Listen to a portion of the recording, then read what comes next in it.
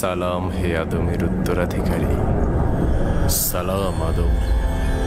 সালাম নূহ নবীর উত্তরাধিকারী, সালাম ইব্রাহিম খলিলের উত্তরাধিকারী, সালাম আদম, ইসাক ও ইয়াকুব নবীর উত্তরাধিকারী, সালাম আদমের উত্তরাধিকারী, সালাম নূহ নবীর উত্তরাধিকারী।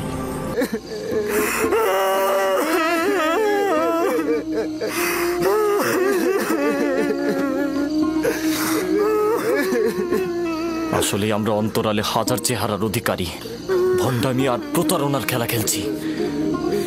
দরজা খুলুন আব্বাজান, জানি বিশ্বাস করছেন না আমাদের কথা, কিন্তু আমি মহান খোদা তাআলার কসম কেটে বলছি আব্বাজান, আমি সত্যি বলছি, আমি সত্যি বলছি আব্বাজান, কসম কেটে বলছি।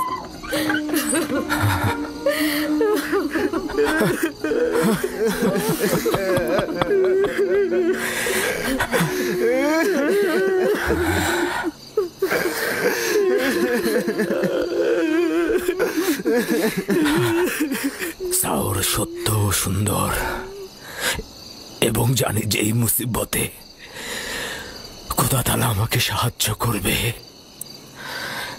কিন্তু আজ থেকে ইউসুফকে না পাওয়া পর্যন্ত আমি কাউকে ক্ষমা করব না, কাউকে ক্ষমা করব না আমি। আব্বাজান, আব্বাজান,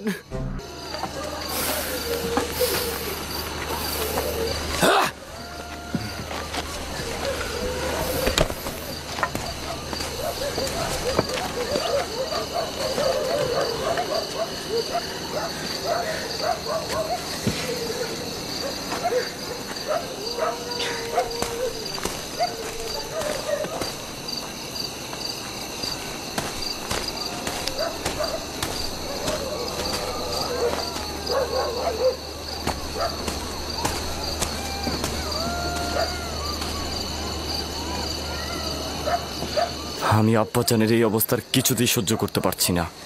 আমি এখনই মরুভূমিতে যাবো আর ইউসুফকে সঙ্গে করে নিয়ে আসবো।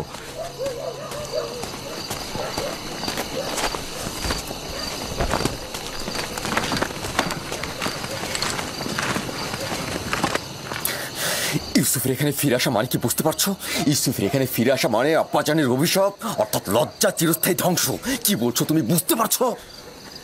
কিন্তু আমি আমার সিদ্ধান্ত নিয়ে ফেলেছি, আমি আর কোনোভাবেই তোমাদের কোনো কথা শুনবো না। বাহ আমার ভাই বাহ, তোমরা তো প্রয়োজনে আব্বাজানকেও মারতে পারো, আর সেখানে আমি তো চুনোপুটি মাত্র। জনাব ইয়াকুব,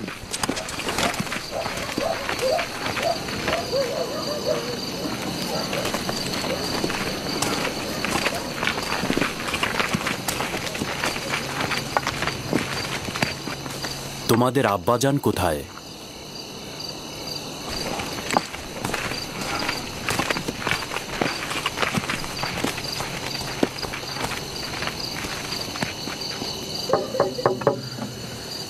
কি চাও, কি চাও তোমরা? তোমাদেরকে আমি আর দেখতে চাচ্ছি না।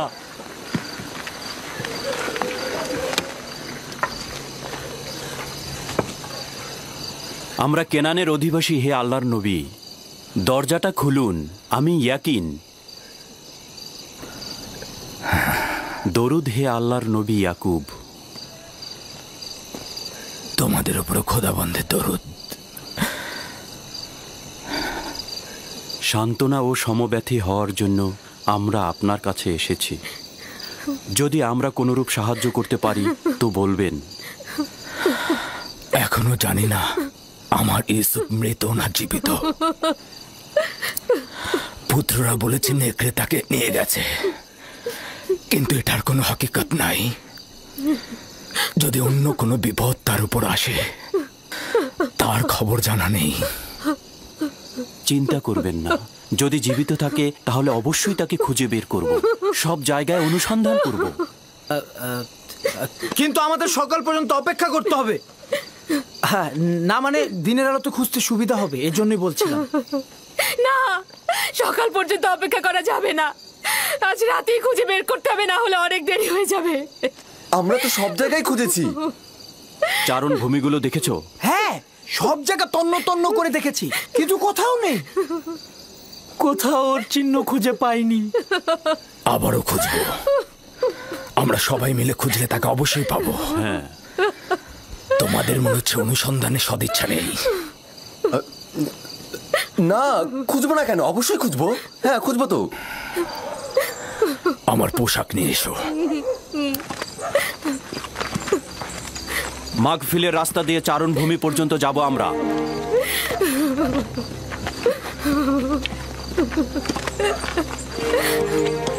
আমরাও আসবো।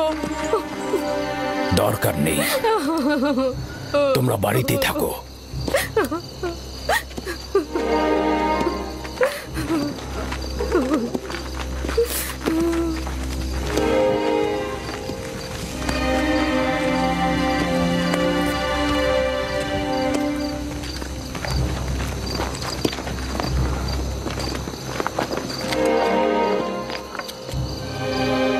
যদি ইউসুফকে খুঁজে পাওয়া যায় তখন আমাদের কি হবে ইয়াহুদা? আব্বাজান কিয়ামত পর্যন্ত আমাদের ক্ষমা করবে না।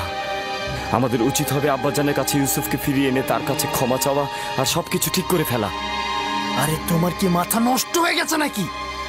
এখন যদি গিয়ে আমরা ইউসুফকে নিয়ে আসি তাহলে পূর্বের থেকে বেশি খারাপ অবস্থা হবে। কিন্তু আব্বাজানকে আমাদের এখনো ক্ষমা করবেন? এটা আস্তে আস্তে হবে। কিছুদিন গেলে সে আস্তে আস্তে ইউসুফকে ভুলে যাবে এবং আমাদের দিকে মনোযোগী হয়ে উঠবে।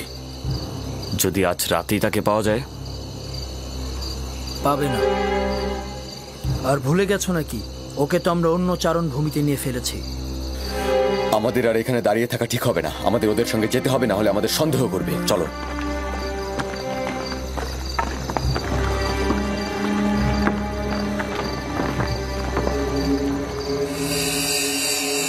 ইউসুফ, ইউসুফ, ইউসুফ, ইউসুফ, ইউসুফ, ইউসুফ, ইউসুফ, ইউসুফ, ইউসুফ, ইউসুফ, ইউসুফ, খোদা, ইউসুফ।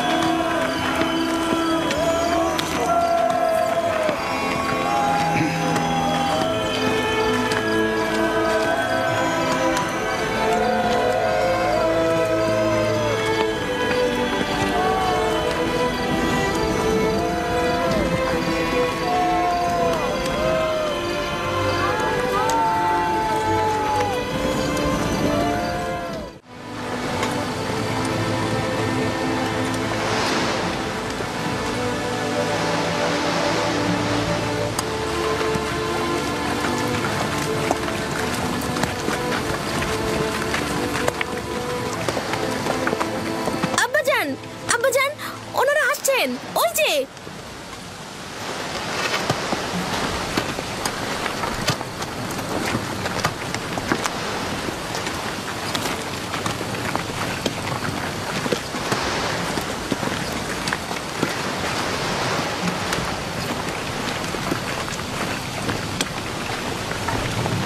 সালাম হে খোদার নবী।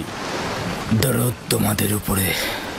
আমরা চারণভূমি খুঁজেছি, পাথর থেকে পাথর খুঁজেছি, শিলা থেকে শিলা খুঁজেছি, কিন্তু ইউসুফকে পাইনি।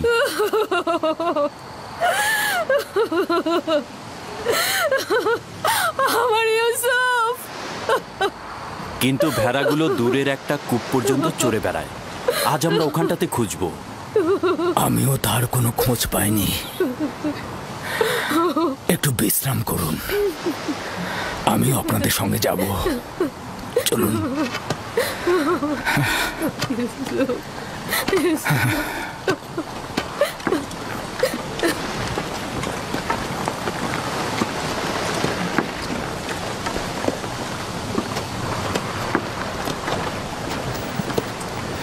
আজ যদি ইউসুফকে খুঁজে পাওয়া যায় তবে আব্বাজানকে তোমরা কি জবাব দেবে? এখনো তো খুঁজে পাইনি। আমরা তাদের সঙ্গে যাব এবং বিষয়টা পর্যবেক্ষণ করব। ইউসুফ, ইউসুফ পুত্র আমার, ইউসুফ, ইউসুফ, ইউসুফ, ইউসুফ, ইউসুফ, ইউসুফ, ইউসুফ, ইউসুফ, ইউসুফ।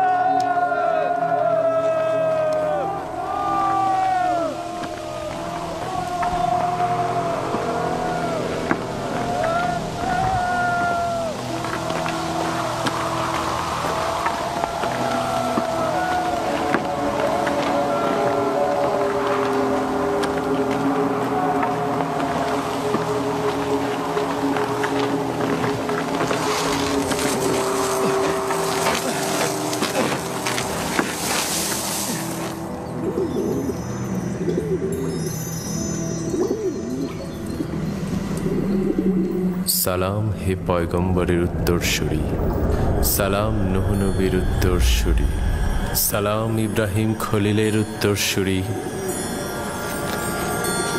আপনি এতক্ষণ কোথায় ছিলেন? আমি এখন পর্যন্ত ভয়ে ঘুমাইনি। এই দুরবস্থায় তুমি অভিজ্ঞতা সম্পন্ন হবে এবং দুঃখ কষ্টে অভ্যস্ত হবে। হ্যাঁ, ইউসুফের উচিত এই গভীর কূপে কষ্টকে সহ্য করা আর প্রশিক্ষণ প্রাপ্ত হওয়া। তুমি নিশ্চয়ই জানো একটি সুবিশাল বৃক্ষ পেতে হলে কি করতে হয়। প্রথমে উচিত যেমন একটি বীজ জমিনে পুঁতে দেয়া, অতঃপর পরিপক্ক হলে মাটি ফুঁড়ে নিজেই নাজাত প্রাপ্ত হয়। তার মানে আমিও একদিন এই কূপ থেকে নাজাত পাবো? অতি নিকটে। আমি এসেছি তোমাকে মুক্তির সংবাদ দিতে। আমার আব্বাজান বলতো দুনিয়া মুমিনদের জন্য অন্ধকার কূপের ন্যায়। তাহলে তোমার জন্য তেমন কোনো পার্থক্য করেনি। কূপের বাইরে ও ভেতরে একই। আব্বাজানের জন্য আমার মন কাঁদে। যদিও তুমি পিতার নিকট থেকে বিচ্ছিন্ন, কিন্তু এখানে এক ও অদ্বিতীয় মাহবুবের সঙ্গে আছো। আমার আব্বাজান, না জানি সে এখন কেমন আছে। কেমন আর থাকবে তার অবস্থা? সে তার প্রিয় কাউকে হারিয়ে ফেলেছে। আমি এসেছি তোমাকে নাজাতের সুসংবাদ দিতে।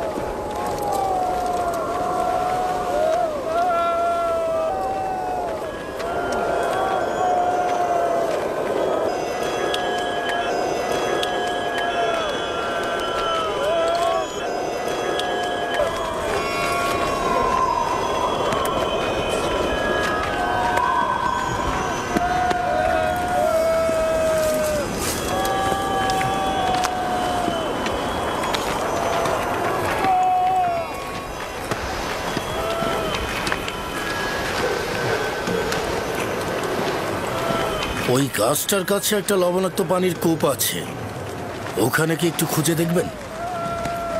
হ্যাঁ, কিন্তু কেউ তো ওই লবণাক্ত কূপের পাশে পশু নিয়ে যায় না। তবুও চলুন দেখা যাক।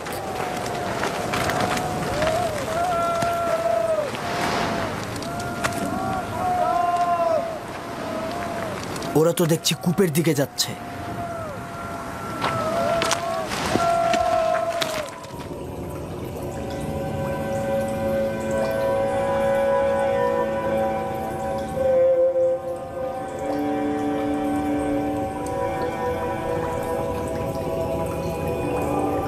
তোমার নিশ্চয়ই ঘুমোতে ইচ্ছে করছে ইউসুফ।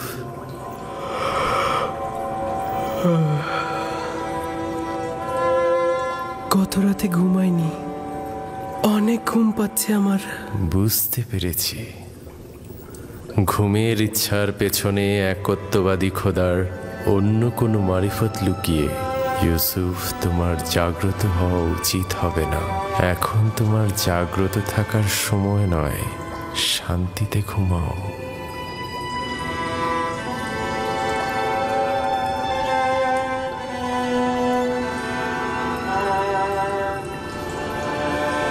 সকল জায়গায় তো খুঁজলাম, কূপের ভেতরটাও দেখি তাহলে। এমনও তো হতে পারে বাচ্চা ছেলে খেলতে খেলতে কূপের মধ্যে পড়ে যেতে পারে। চলো দেখি।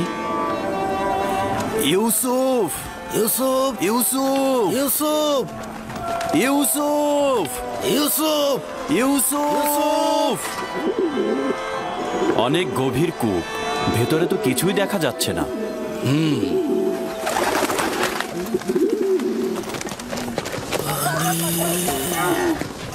পানি, একটু পানি খাবো। আমাকে একটু পানি দাও, পানি।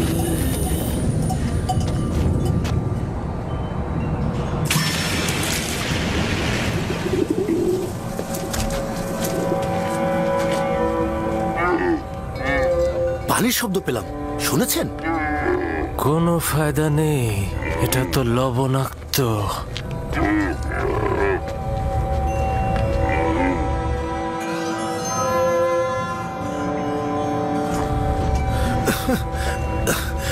আমাকে একটু পানি দাও, আমি পানি খাবো।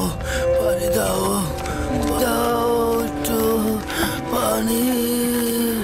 এই কূপের পানি কি সত্যিই খাবার উপযুক্ত নয়?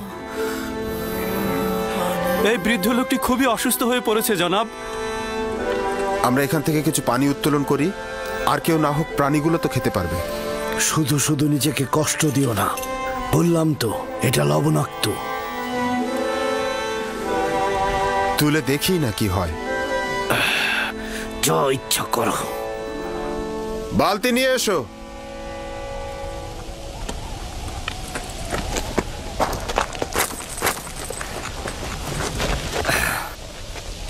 যদি তাকে কূপ থেকে বের করে আনে তবে কি করব? কি আর করবে? তোমরা তো এটাই চাচ্ছিলে যে কাফিলারা তাকে দেখুক আর সঙ্গে করে নিয়ে যাক। হ্যাঁ, তার মানে কে আমাদের ভাইকে আমরা এইভাবে ছেড়ে দেব? তোর সাথে আমি একমত। আমাদের ভাইকে তো আমরা বিনামূল্যে ছেড়ে দিতে পারি না। কিন্তু আমার কথার অর্থ এটা নয়। তোর মতামত গুরুত্বপূর্ণ নয়, গুরুত্বপূর্ণ হচ্ছে ইউসুফকে আমরা বেশি দামে বিক্রি করতে পারবো। তার মানে কি আমাদের ভাইকে আমরা বিক্রি করব? না, আমরা বলবো আমরা তো পলাতক গোলামকে বিক্রি করছি।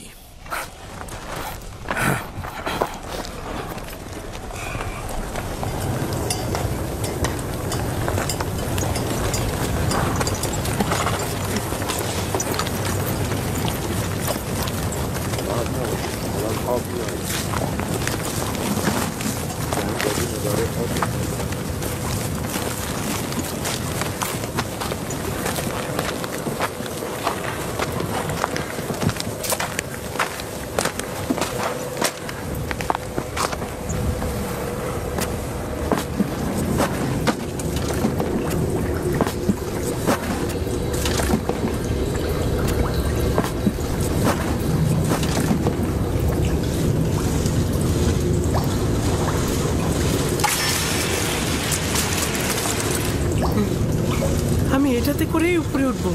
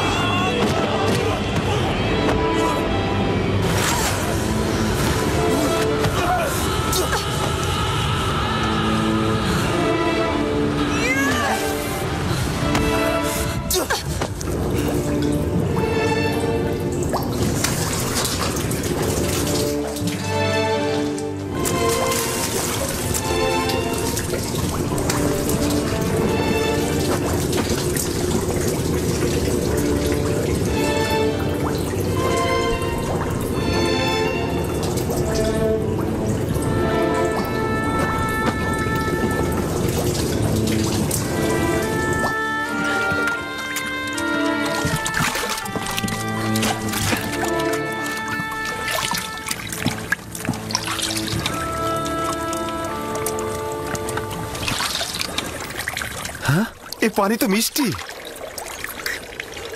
হ্যাঁ তাই তো, এই পানি তো লবণাক্ত নয়। এই পানি লবণাক্ত নয় জানাবে মালিক, এই পানি লবণাক্ত নয়, এই পানি মিষ্টি, এই পানি আমরাও খেতে পারবো।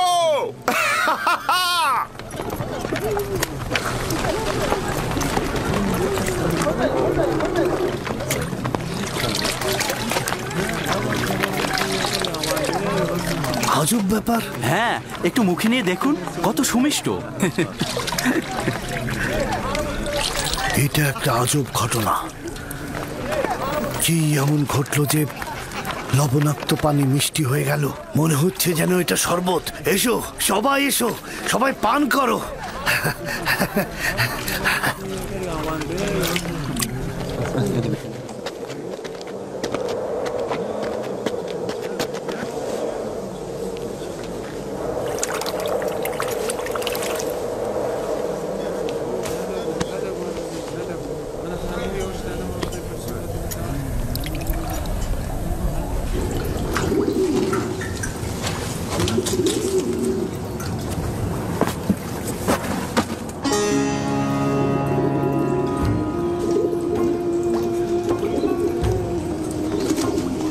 তুমি হলে বান্দাদের নাজাতের প্রতিনিধি, আর এরা হলো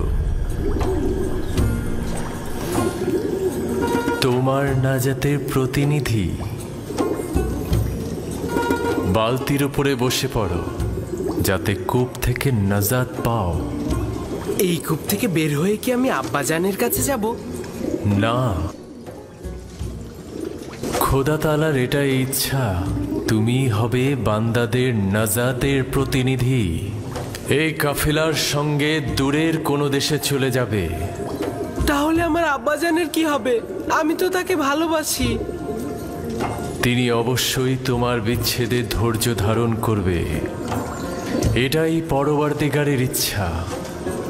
আর কাফেলাদের কাছে তোমার ঠিকানা গোপন রাখবে। পারতপক্ষে তাদের প্রশ্নের খুব কম উত্তর দেবে। কিন্তু আমার পিতা তো আমার বিচ্ছেদ সহ্য করতে পারবে না। বিচ্ছেদের শোক তো মৃত্যুর শোকের চাইতেও উত্তম। যদি পিতার কাছে ফিরে যাও, তোমার ভাইরা তোমাকে হত্যা করবে। সুতরাং নীরব থাকো, পরবর্তীকারের ইচ্ছার মূল্যায়ন করো।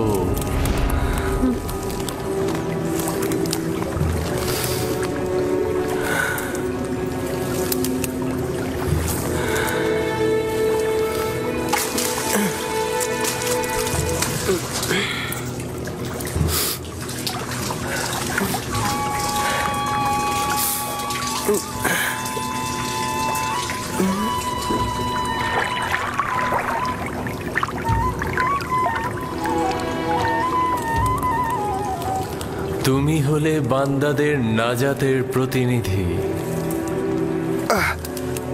এই আমাকে একটু সাহায্য করো। এটা তো ভারী হলো কি করে?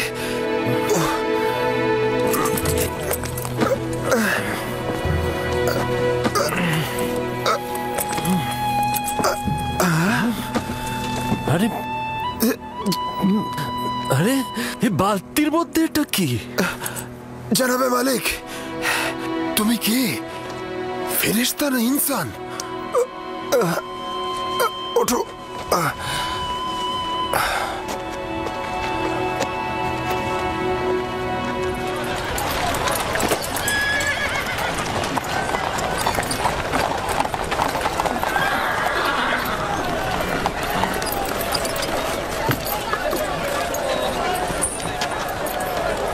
এই দাসগুলোকে দেখুন, এরা কম খায় কিন্তু বেশি কাজ করে। জনাব পুতিফারকে অভিনন্দন। খোশ আমদেদ, খোশ আমদেদ। জনাব, এই দাসগুলো খুবই শক্তিশালী। দুটো ঘোড়ার কাজ একাই করে দেবে। কেমন দাম এদের? আগে দেখুন না, ভেড়ার মতন শান্ত। 300 দেবন দেবেন? 100 করে পাবে। কি বলছেন জনাব? 100 দেবন অনেক কম হয়ে যায়। দেখুন কি সুন্দর চেহারা। আচ্ছা ঠিক আছে, আপনি 200 দেবন দেবেন। যতই কথা বলো, 100 দেবনের বেশি তুমি পাবে না। জনাব একটু বিবেচনা করুন। ঘোড়ার মতন শক্তিশালী, ভেড়ার মতন শান্ত। আমি তোমাকে বলেছি বিক্রয় না করতে চাইলে রেখে দিতে পারো। কি বলছেন জনাব? বাচ্চাটা কিন্তু অনেক সুদর্শন, কি বলো, তাই না? হ্যাঁ, সামর্থ্য থাকলে কিনে নিতাম। কত দিব বলে? আচ্ছা ঠিক আছে, ঠিক আছে। এগুলোকে গাড়িতে তোলো, তাড়াতাড়ি গাড়িতে তোলো। জনাব, আপনি যে 200 করবেন, এটা কিন্তু এই বাজারে কোনো জায়গায় পাবেন না। একদম শান্ত, ভেড়ার মতন শান্ত, ঘোড়ার মতন শক্তিশালী, এরকম দাস আপনি কোথাও পাবেন না। তবে কি জানেন জনাবে আলী, 200 করে বিক্রি করলেও কিন্তু আবার লোকসানি থেকে যায়। কিন্তু জনাব পুতিফার যখন এসেছেন তখন আমি 200 করেই দেব। দুশ্চিন্তাগ্রস্ত হয়েও না ইউসুফ, আজ এরাই তোমার খরিদ্দার। হতে পারে তুমি একদিন এদের সবার খরিদ্দার হবে। এরা আমার কাছে কি চায়? এখানে কেন ভিড় করেছে? সৌন্দর্য সকলের অস্তিত্বে বিদ্যমান, কিন্তু বোধগম্য নয়। তুমি ইনসানের সকল রত্ন প্রদর্শন করেছ। তারা ইউসুফের নিজের সত্তার মূল ও হাকিকত উপভোগ করতে দাঁড়িয়েছে। তারা সুন্দরের পিছনে ছুটছে কেন? নিজেদের ভিতরে লুকায়িত সৌন্দর্য কি তারা দেখতে পাচ্ছে না? নিজেদের ভেতরের সৌন্দর্য দেখতে অন্তর্চক্ষু দরকার। এখানে তোমার সত্তার উপস্থিতিতে তারা মূর্তিমান হয়ে গেছে। কিন্তু তা তো কেবল বাহ্যিক দৃষ্টিতেই সীমাবদ্ধ থাকে। সকলেরই দৃষ্টি রয়েছে ইউসুফ, কিন্তু অন্তর্দৃষ্টি সকলের নেই। এই পরিস্থিতিতে আমিও তাদেরই ন্যায়। যদি তারা নিজেদের সৌন্দর্য বুঝতে পারত, আমাকে কেনার জন্য এত আগ্রহী হতো না। তারা না যতটা ইউসুফকে পছন্দ করার কারণে, তার চাইতেও খোদার খলিফাকে দেখার আগ্রহের কারণে হাজির হয়েছে। আদমকে সিজদা দেবার জন্য ফেরেশতারা উৎসুক হয়েছিল। এটা জানো ইউসুফ? 250 দেবন, 250 দেবন, 250 দেবন, 300 দেবন, 300 দেবন, 300 দেবন, 300 দেবন। আর কেউ আছেন? 320 দেবন, 380 দেবন, 380 দেবন, 380 দেবন। আর কেউ আছেন? 380 দেবন। আমি 400 দেবন দেব। এর চেয়ে বেশি দাম কে দিতে পারবে? কেউ কি চায় প্রস্তাব রাখতে এর চেয়ে বেশি দেবার? দেখতে শান্ত হলো কিন্তু এরা অনেক শক্তিশালী। একাই এক গাড়ি লোহা টেনে নিয়ে যেতে পারে। এটা কেউ নিয়ে যাও। খুব ভালো নির্বাচন করেছেন। 3টা দাস নিয়েছেন না? আচ্ছা ঠিক আছে, আপনি 600 দেবন দেবেন। অনেক জিতে গিয়েছেন কিন্তু।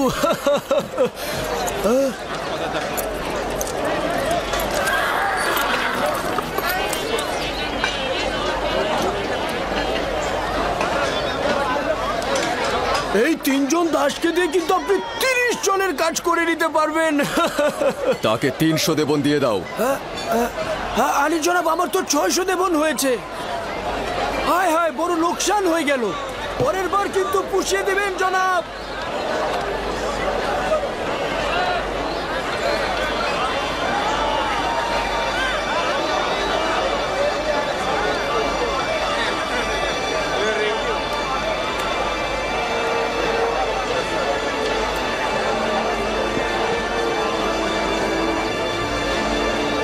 রওনা দাও।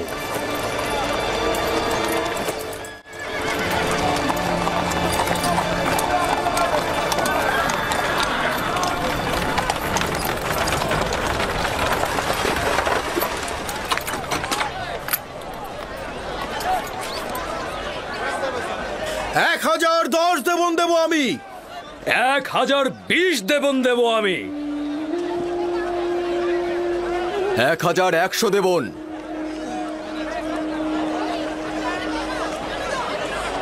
1120 পুতিফার নিলামের ময়দানে অংশগ্রহণ করেছে, এখন কি করব? যে করেই হোক ওকে কিনতেই হবে। পুতিফার আর কতই মূল্য দেবে ওকে কিনতে? আমি ওর জন্য 1200 দেবন দেব। ওকে কিনতে 1300 দেবন দেব আমি। 1300 দেবন উঠেছে, এর চেয়ে বেশি কি কেউ দিতে চায়? যতটা মূল্য আমরা হেঁকেছি তা দিয়ে কিন্তু 10টা গোলাম কেনা যেত, কিন্তু পুতিফারকে যে করেই হোক আমাদের কিন্তু হারাতেই হবে। 1500 দেবন দেব আমি। 1500 দেবন দেবেন উনি। কেউ কি আছেন এর মোকাবেলা করার? কি লজ্জার ব্যাপার, মনে হচ্ছে যেন আসবাবপত্র ক্রয় বিক্রয় হচ্ছে। এই বালক যে কত অমূল্য তা যদি এরা জানতো তাহলে একে বাজারে তুলে এরকম দরদাম হাঁকাতো না।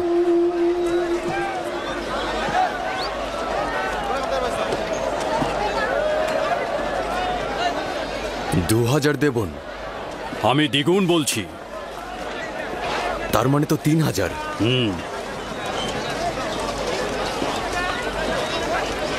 3000 দেবন। 3000 দেবন। জনাব পুতিফার সেনাবাহিনীর প্রধান, তিনি মিশরের সম্ভ্রান্তদের একজন, তিনি 3000 দেবন প্রস্তাব রেখেছেন। জনাবে পুতিফার 3000 দেবন প্রস্তাব রেখেছেন। কার এত ক্ষমতা আছে যে জনাব পুতিফারের সাথে প্রতিযোগিতায় নামে? আপনাকে মোবারকবাদ, এখন থেকে এই গোলামের মালিক আপনি। আপনাকে এই নিশ্চয়তা দিচ্ছি যে একজন পরিপূর্ণ শিক্ষিত এবং আদব কায়দা জানা একজন গোলাম কিনেছেন।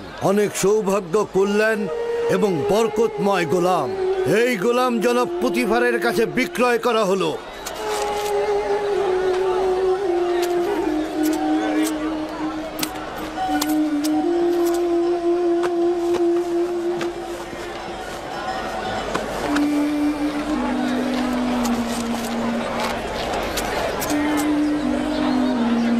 রওনা দাও।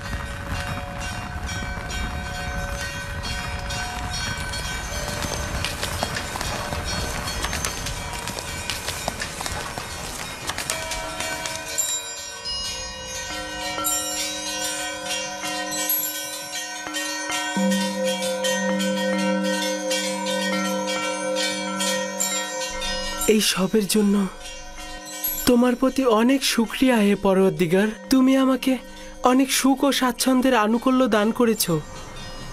হে ইউসুফ, এইভাবে খোদা তোমাকে আর্থিক স্বাচ্ছন্দ্য ও সমুন্নত মাকাম অনুগ্রহ করছে।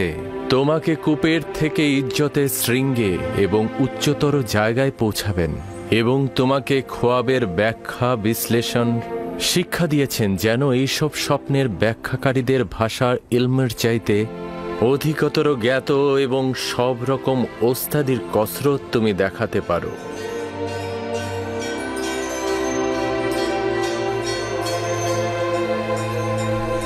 শুকরিয়া জ্ঞাপন করছি হে পরওয়ারদিগার, শুকরিয়া জ্ঞাপন করছি আপনাকে।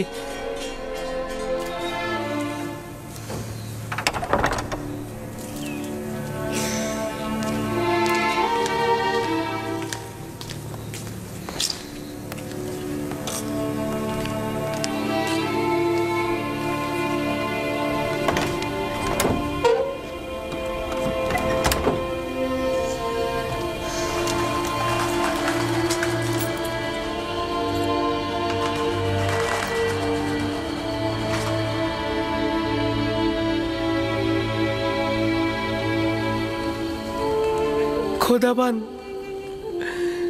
সকল বন্ধুদের জন্য শুভকামনা করছি। খোদাবান, পুতিফার, বানু জুলেখা, হানিফার, ম্যানিসাবু সহ সকলকে হেদায়েত করো। খোদাবান, আমার মা জননীর রুহের মাগফিরাত কামনা করছি।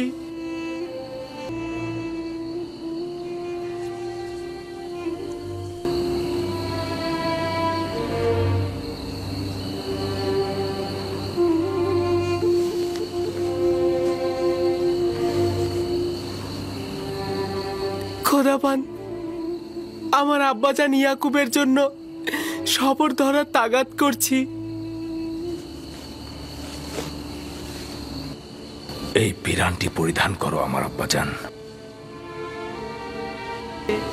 তুমি এটা পরিধান করো, দেখবে সঠিক মাপই রয়েছে। এটা পরার যার যোগ্যতা রয়েছে সে যদি এটা পরে তাহলে পিরানটি তার মাপেরই হয়ে যাবে। জানি বিচ্ছেদের দরদ খুবই কষ্টের, তাকে আমাকে ভুলতে সহযোগিতা করো।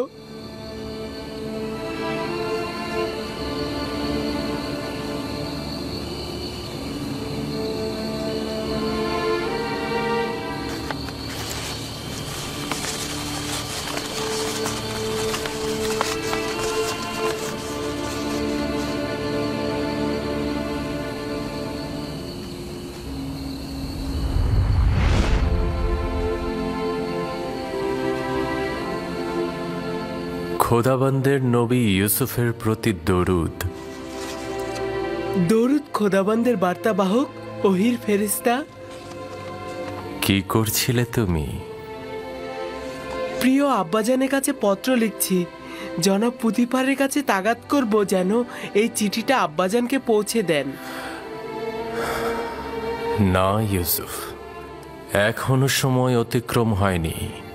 তোমার আব্বাজানেরও এই বিচ্ছেদ সহ্য করা উচিত। তাকে অবগত করলে কি হবে? অসংখ্য কারণ রয়েছে, তার মধ্যে একটি হচ্ছে তোমার সহোদরগণ। আচ্ছা, তোমার ভাইদের প্রতি কোনো আঘাত করার ইচ্ছে নেই তো ইউসুফ? কি আছে?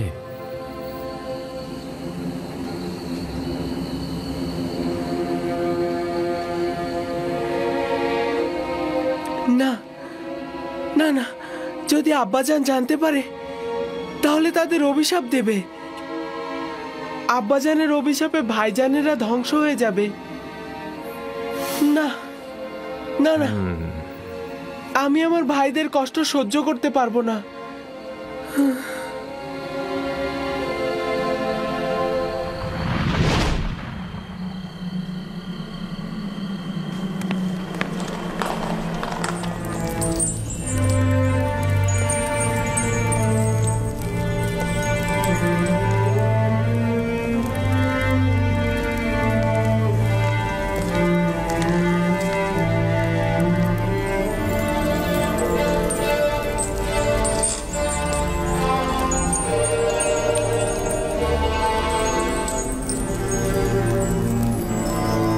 ইউজারসিফকে এখানে ডাকো। সে প্রবেশ করলে সপ্ত দরজা বন্ধ করে দেবে। তামা, তিয়ামেনি সব গোলামকে এখান থেকে সরিয়ে নিয়ে যাও।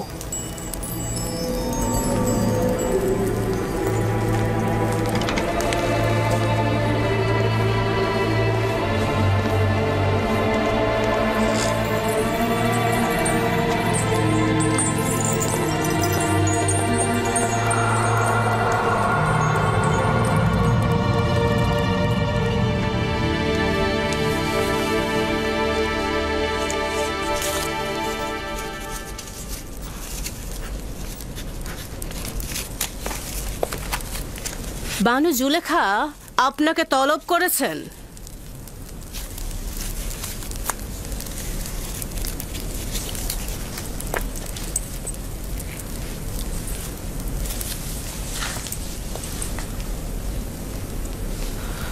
আপনি যান, আমি আসছি। ঠিক আছে, তাহলে আমি সপ্ত দরজার নিকট অপেক্ষায় থাকলাম।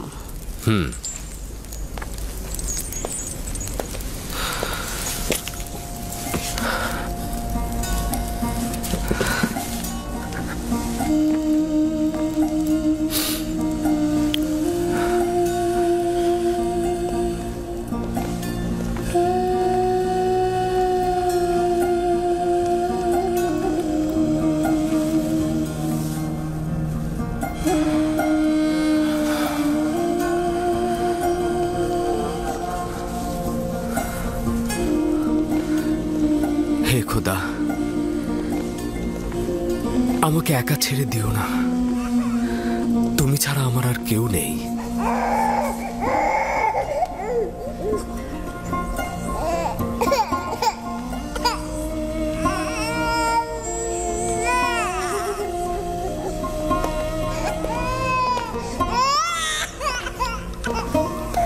কি ব্যাপার সিতেনে? কিসেন আবার কেন এইভাবে কান্না করছে? আমি জানি না কি হয়েছে ওর। আমার মনে হয় আপনার ছোঁয়া পেলেও শান্ত হয়ে যাবে। কি হলো, শান্ত হচ্ছে না কেন? সম্ভবত তার এই কান্না অন্য কোনো কারণ থেকে। সম্ভবত তার নাজুক রুহ অলক্ষণে কোনো ঘটনার পূর্বাভাস পেয়েছে।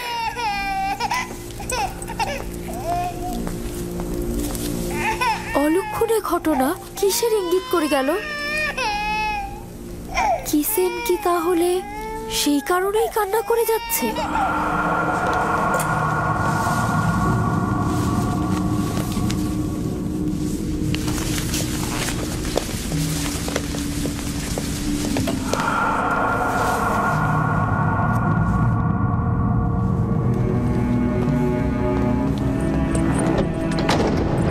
যখন তখন যে কেউ এই কামরায় ঢুকতে পারে না। এই কামরায় প্রবেশ করতে হলে তাকে অবশ্যই 7টি দরজা অতিক্রম করতে হবে। এই 7টি দরজা শক্তভাবে তালাবদ্ধ থাকে, আর তালাবদ্ধ অবস্থায় যে কেউ চাইলেই সেখানে প্রবেশ বা বাহির হতে পারে না। আর এই দরজাগুলোর চাবি শুধুমাত্র বানু জুলেখার কাছেই সংরক্ষিত থাকে।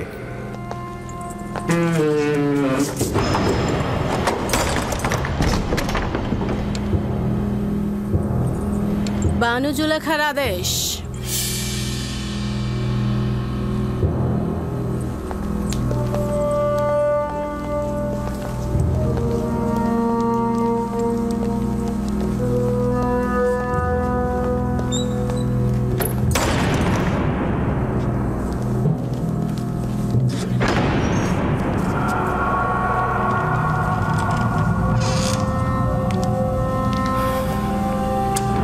দরুদ বানু জুলেখা।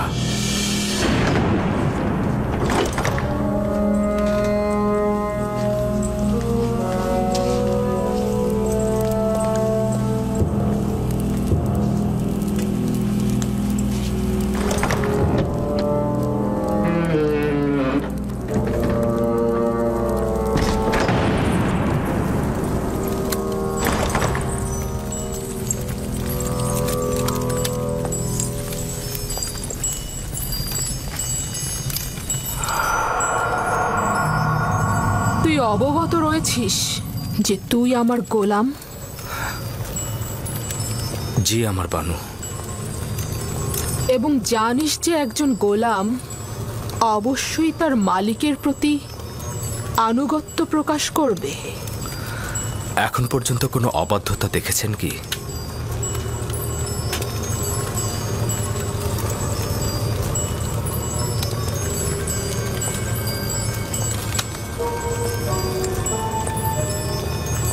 আজকেও তাহলে তুই আমার আনুগত্য পোষণ করবি? যদি কোনো আদেশ করেন অবশ্যই শিরোধার্য।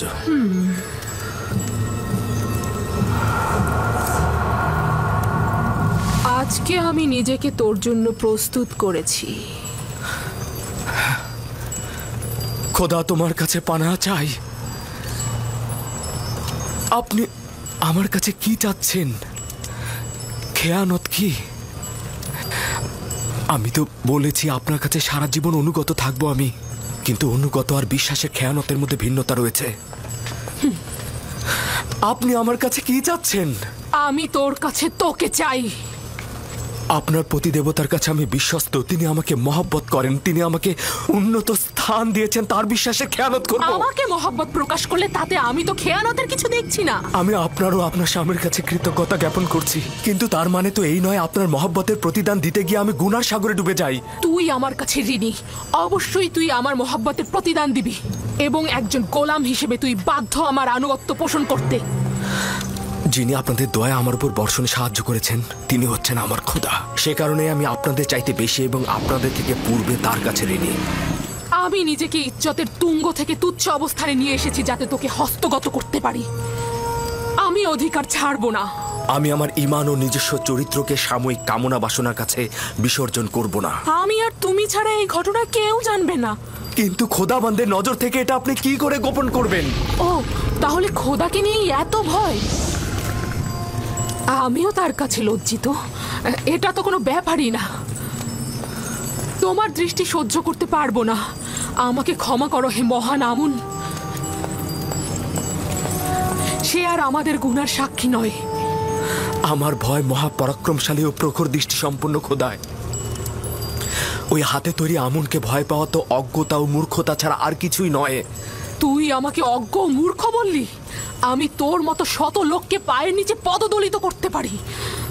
আমার ঘোড়াগুলোর বিষ্ঠা পরিষ্কার করার মতো যোগ্যতাও তোর নেই, আর তুই কিনা মহান আমুনের কাছে আনুগত্য প্রকাশ করাকে মূর্খতা বলছিস। আমি আদেশ করছি, তুই পালন করতে বাধ্য, আর তা না হলে তোর কবর এখানেই হবে।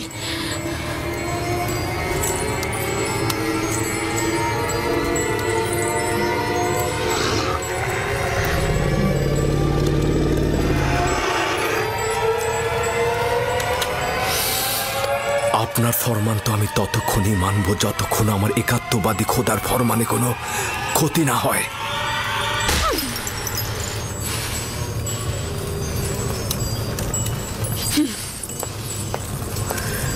এখন এর সর্বোত্তম জবাব হতে পারে তোমার ন্যায় একই কাজ আমারও করা। হে খোদা তাআলা, তুমি আমার একমাত্র সাহায্যকারী। হে খোদার নবী, একাত্মবাদী খোদার পক্ষ থেকে পয়গম, আমরা আপনাকে ছেড়ে যাব না। জুলেখার মোকাবেলা না করে নিজেকে সংযত রাখুন। সে শয়তান দ্বারা পরিচালিত হচ্ছে। যেহেতু ইউসুফ তার কামনার প্রতি আনুগত্য করছে না, তাই সে জবরদস্তির আশ্রয় নিয়েছে। সে ক্রমাগত কৌশল করে যাচ্ছে। এটা শয়তানেরই ফাঁদ। পেছনের দরজা দিয়ে প্রস্থান করুন।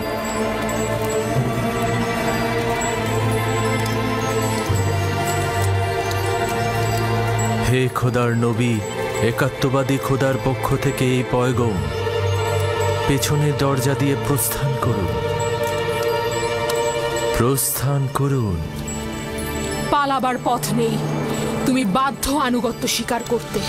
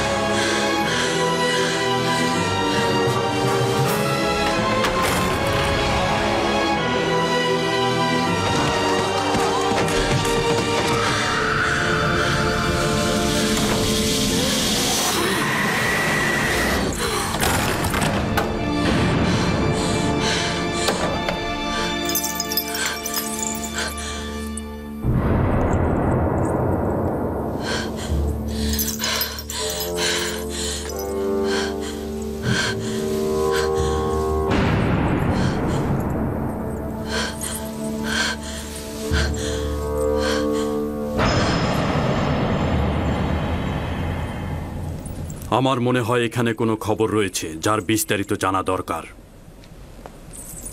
শুনতে চাচ্ছি, যে কেউ একজন কি বলবে? হায় আফসোস আমার, এই সকল মহব্বতের প্রতিদান দেখুন। দেখছেন তো আপনার সহধর্মিনীর সাথে সে কি আচরণ করেছে। এর শাস্তি কি? সে আপনার সহধর্মিনীর প্রতি কুদৃষ্টি পোষণ করেছে। তাকে কঠিন শাস্তি দিয়ে জেলখানায় নিক্ষেপ করুন। বানু জুলেখা মিথ্যা কথা বলছে জনাবে মালিক। আমি দেখেছি জনাবে আলী, ইউজারসিফ কৌশলে বানু জুলেখার কক্ষে প্রবেশ করছে। আলী জনাব, আমি এর বিপরীতে যে কোনো দলিলই নিয়ে আসি না কেন সেটা আপনার কাছে গ্রহণযোগ্যতা কখনোই পাবে না। কারণ এতে বানু জুলেখার সম্মানহানি ঘটবে এবং আপনি তার পক্ষে রায় দেবেন। আর কারো সাহসও নেই সত্যটা বলার। আপনিও নিশ্চয়ই সেটাই চাইবেন। এর থেকে বেশি ক্রোধের সৃষ্টি করো না। আমি দলিল ও সাক্ষী দেখতে চাই। আমি আসল গুনাহগারকে ধরতে চাই। আমার না আছে গুনাহ না করার কোনো দলিল, আর না আছে কোনো সেবিকা যে আমার পক্ষে সাক্ষ্য দেবে। সুতরাং তুমি দণ্ডিত। এর শাস্তি অবশ্যই পাবে। আমি এর জন্য প্রস্তুত রয়েছি জনাবে মালিক। তবে হাকিকত হচ্ছে সে আমাকে তলব করেছে এবং মিলনের ইচ্ছা পোষণ করেছে। আর এটা প্রমাণ করতে আমার নিজস্ব খোদা ব্যতীত আর কোনো সাক্ষী নেই। তুমি জুলেখার নির্জনতার সুযোগে প্রবেশ করেছ। করিমামা সাক্ষী রয়েছে। সকলেই জানে বানু জুলেখা অপরাধী, কিন্তু তার বিরুদ্ধে সাক্ষ্য দেওয়ার সাহস নেই কার। তোমার সাক্ষীকে হাজির করো এবং সাক্ষ্য দিতে বলো। খোদা ব্যতীত আমার তো আর কোনো সাক্ষী নেই। যদি আমাকে একাকে ছেড়ে দেন তো আমাকে সর্বাপেক্ষা কঠিন পরিস্থিতির মধ্যে পড়তে হবে। আপনি কি চাইছেন, এই গোলামের কথা গ্রহণ করতে?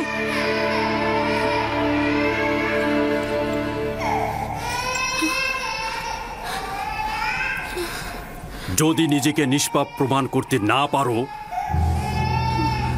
তাহলে এই মুহূর্তে প্রাণ বিসর্জন দেওয়ার জন্য প্রস্তুত হও। জনাবে আলী, আমি নিজে দেখেছি ইউজারসিফ রাজমহলের দিকে আসছিল। আসবার পথে সে বাচ্চাটির সঙ্গে খেলা করে এবং তারপর কৌশলে এই সপ্ত দরজা দিয়ে ঢুকে একটা একটা করে দরজা বন্ধ করছিল। আমি নিজের কক্ষে বিশ্রামরত অবস্থায় ছিলাম। তাকে নিজের শিয়রে দেখে চিৎকার করে সাহায্য চাইছিলাম, আর তখন সে পালাতে লাগলো। রুদামুনকে এখানে রাখো। ইউজারসিফের উচিত এখানেই শাস্তি পাওয়া।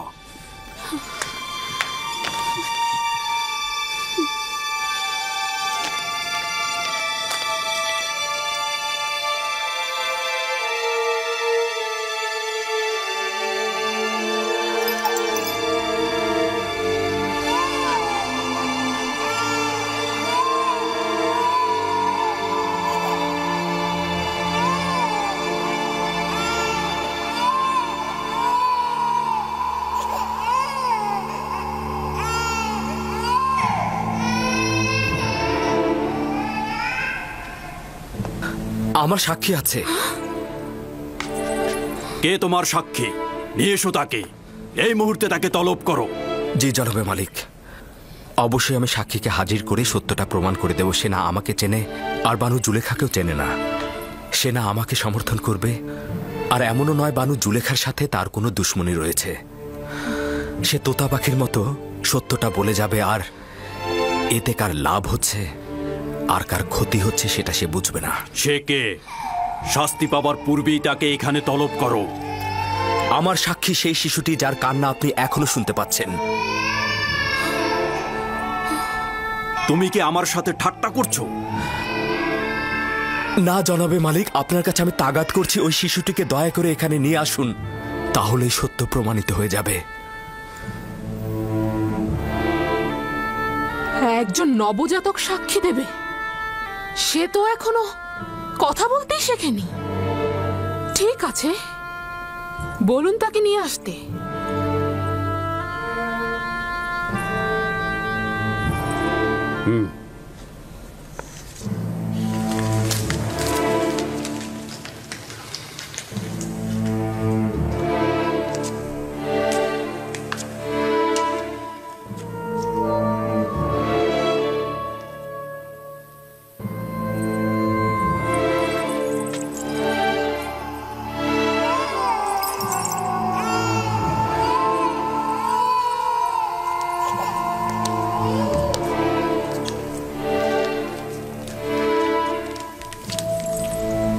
দরুদ আলী জনাব পুতিফার।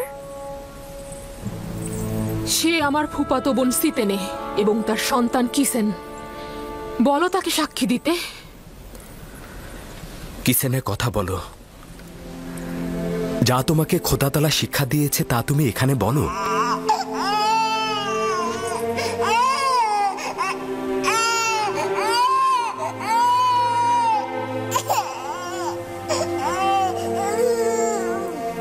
বলো কিসিনে।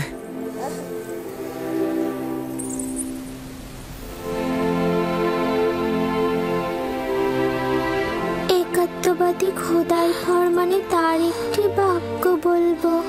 পিরান সামনের দিক থেকে ছেঁড়া থাকলে জুলেখা নিষ্পাপ, ইউসুফ গুনাহগার। আর যদি পিরান পেছনের দিক থেকে ছেঁড়া থাকে তবে জুলেখা পাপী, ইউসুফ নিষ্পাপ।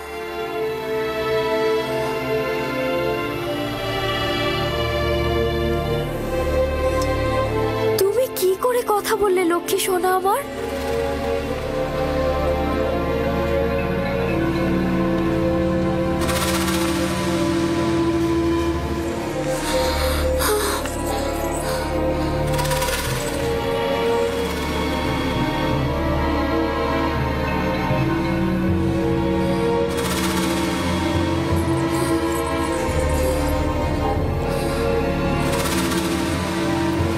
তুমি নিজের কান্না দ্বারা আমাকে ধোঁকা দিতে চেয়েছিলে। আসলে নারীদের প্রতারণার ফাঁদ খুবই বিশাল।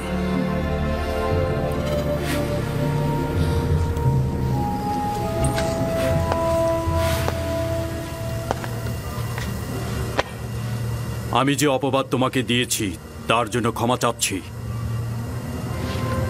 আশা করছি আমাকে আর জুলেখাকে ক্ষমা করবে এবং এই ঘটনা সব সময়ের জন্য গোপন রাখবে।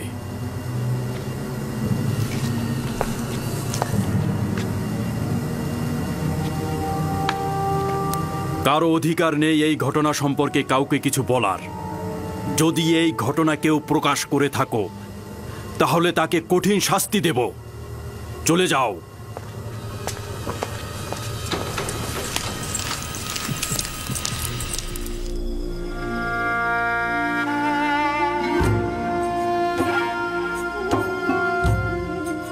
তোমার রিসালাতের সময় পৌঁছে গিয়েছে।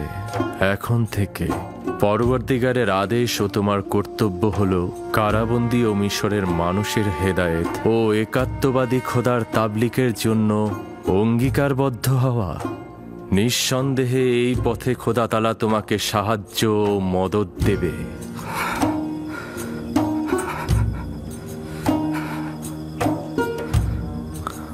খোদা তাআলা তোমাকে নিজের জন্য নির্বাচন করেছে এবং খোয়াবের ব্যাখ্যা প্রদানের যোগ্যতা দিয়েছে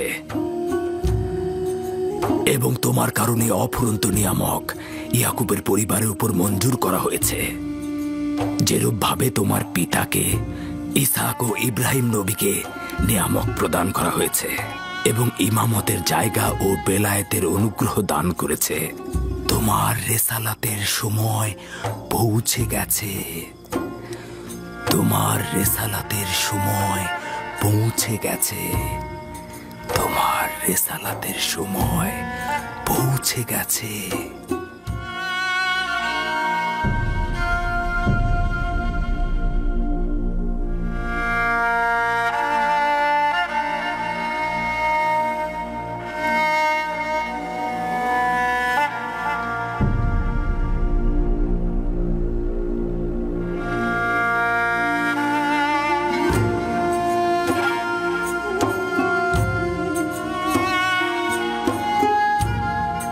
এক খোদা ভিন্ন অন্য কারো কাছে প্রার্থনা করো না। যা কিছু চাও শুধু তার কাছে যাও।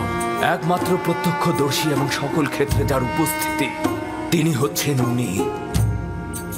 যদি সঙ্গী চাও তাহলে তিনি হচ্ছেন তোমাদের সঙ্গী, তোমাদের অভিভাবক। যদি সংরক্ষক ও প্রহরী চাও তাহলে তিনি তোমাদের তত্ত্বাবধায়ক। যদি নিয়ামত দানকারী চাও তবে তিনি তোমাদের নিয়ামত দানকারী এবং পরওয়ারদিগার। এবং যদি উপদেশ ও নসিহত চাও তবে তিনি তোমাদের উপদেশ দাতা ও উত্তরাধিকারী। যা কিছুই মাখলুকাতের কাছে অন্বেষণ করো তার সবকিছুই একজনের কাছে রক্ষিত। আফসোস খোদা ভিন্ন যদি অন্য কারো কাছে হস্ত উত্তোলন করো তাহলে অগণিত মাখলুকাত অপমানিত হবে। যদি কাল বা পরশু কিয়ামতের দিন খোদাবন্ধ ইনসাফ সহ জাহির হন তাহলে তো অসংখ্য পর্দা ছিন্ন ভিন্ন হয়ে যাবে যদি তিনি ইনসাফ সহকারে সৃষ্টির দিকে নজর দেন। যদি কিয়ামতের দিন খোদা তাআলা মজলুমের আর্তনাদ শোনেন তাহলে অসংখ্য গুনাহগার আমির ওমরা পাপী তাপী বন্দী হয়ে যাবে। অতএব আখিরাতের সফরের জন্য রসদ সঞ্চয় করো এবং কাল কিয়ামতের জন্য নিজেদের আমলকে সংশোধন করে নাও। ফায়েকের মতো সবাই সফরের জন্য প্রস্তুত হও, কেননা সকলকে এই পথেই যেতে হবে।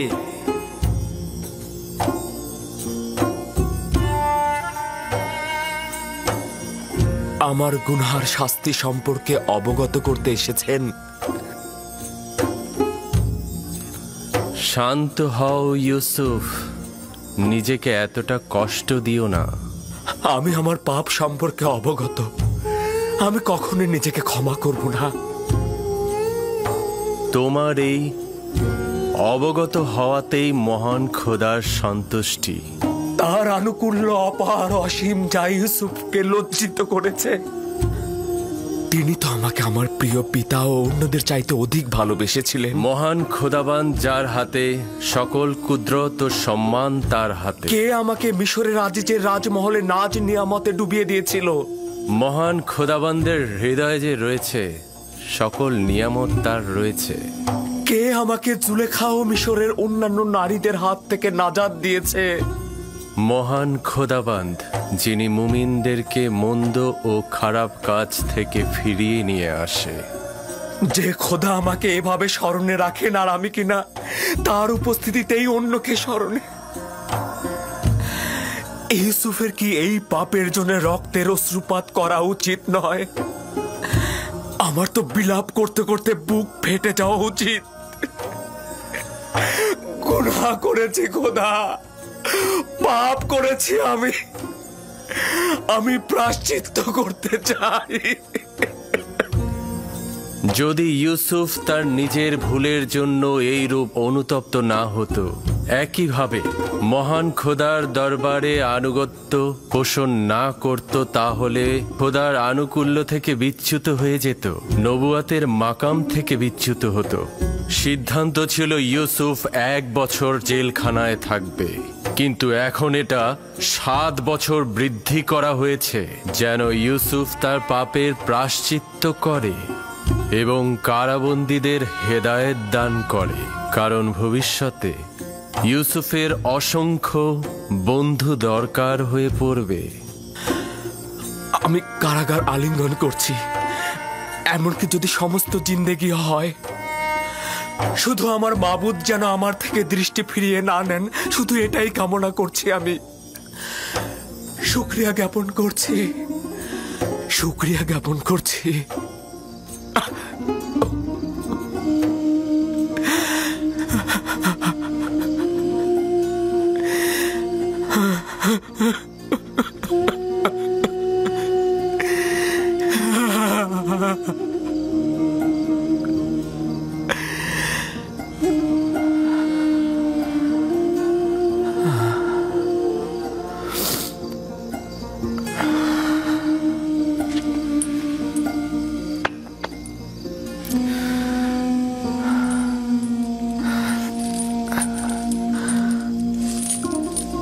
আমি দুঃখিত, তোমাদের ঘুমের ব্যাঘাত ঘটালাম। সব সময় একটাই দোয়া করবে, খোদা তাআলা যেমন আমাদেরকে ঈমান দান করেছেন তেমনি তা যেন ফিরিয়ে না নেন। সব সময় বলবে, হে পরওয়ারদিগার, আমাকে হেদায়েতের পর আমার অন্তরকে ধ্বংস ও অন্ধকারে নিক্ষেপ করো না।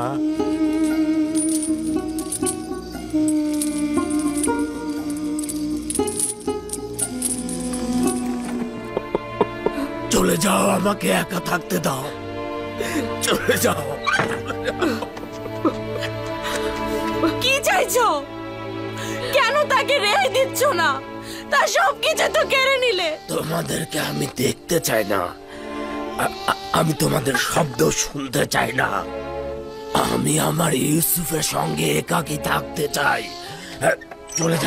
চলে যাও তোমরা, চলে যাও। এটাই আমাদের পাওনা ছিল। একটি খেয়ানত ভুল করেছিলাম, যার জন্য প্রাপ্য শাস্তি পুরো জিন্দেগি ভোগ করতে হবে।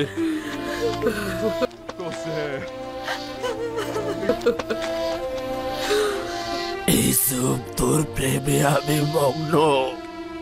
ওই শিশু সুলভ ফেরেস্তার মতো চেহারা, ওই মাসুম চেহারা আমার কলবে গাথা আছে।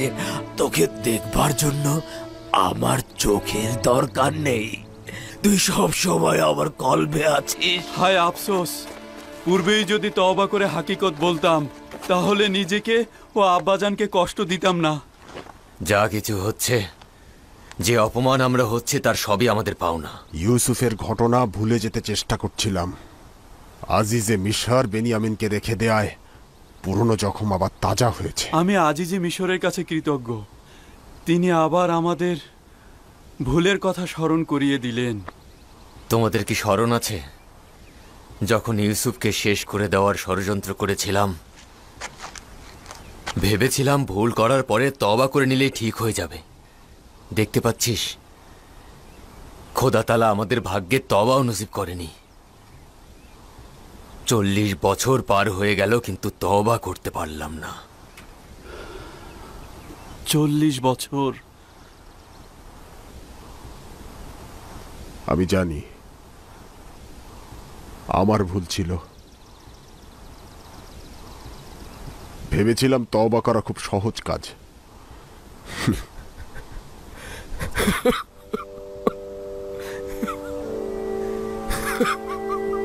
দরুদ ইয়াকুব নবী।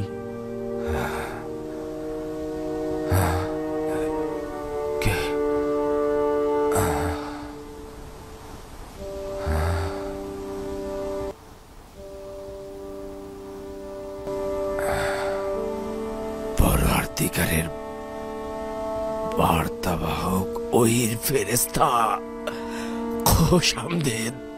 দেখতে পাচ্ছ আমার ইউসুফের বিচ্ছেদে কি যন্ত্রণা ভোগ করছি, কি অবস্থায় পতিত হয়েছি।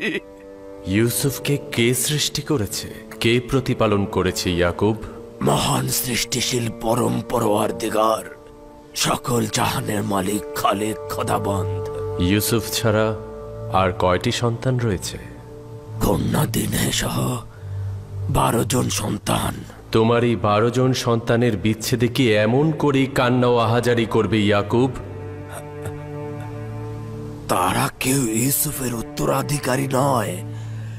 ইউসুফ অদ্বিতীয়, অদ্বিতীয় একমাত্র খোদা তাআলা। ইউসুফ তো খোদা তাআলারই আয়না।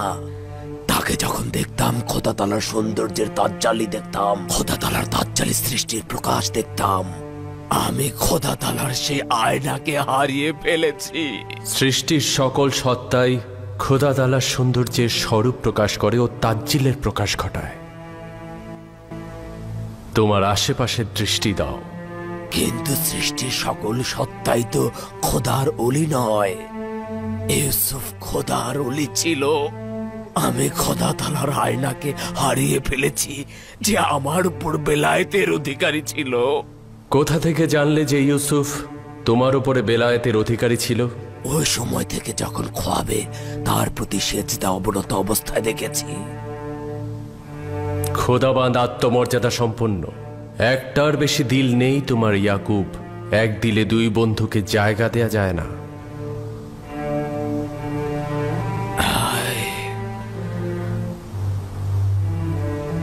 পরওয়ারদিগার, ইউসুফের জন্য যদি এর চাইতে বেশি ছটফট করে থাকি, তাহলে তার জন্য ক্ষমা চাইছি। আমি তওবা করলাম, তওবা করছি। আমি ইউসুফকে অধিক ভালোবেসে ফেলেছিলাম, কিন্তু শরীফ করিনি। ইয়াকুব, তুমি কি জানো খোদাতালা হজরত ইসমাইলকে তোমার দাদা জানের কাছে কখন ফিরিয়ে দিয়েছিল? যখন খোদাতালা ইসমাইলের জায়গায় একটা ভেড়াকে কোরবানির জন্য না, যখন হজরত ইব্রাহিম হজরত ইসমাইলকে নিয়ে খোদাতালার রাস্তায় কোরবানির উদ্দেশ্যে হাজির হন, সেই মুহূর্তে তাকে ফেরত দেওয়া হয়েছিল।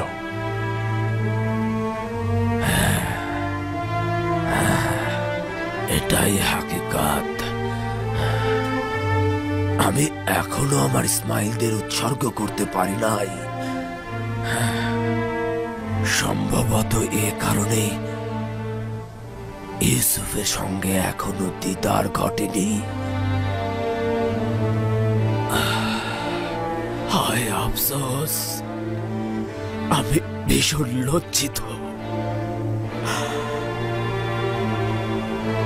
কিন্তু এক অদ্বিতীয় খোদার কসম, আজ থেকে আমি তাদের দুজনকে কোরবান করে দিলাম।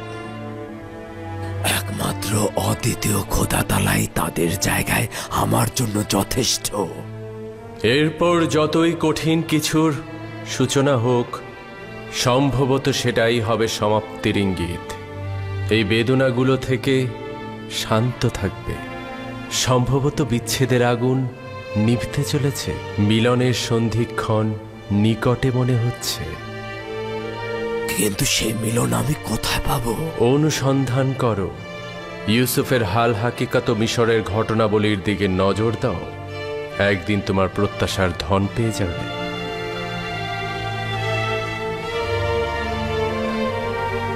এ বার্তাবাহক, এ ওহির ফেরেশতা, কোথায় গেলে? কোথায়?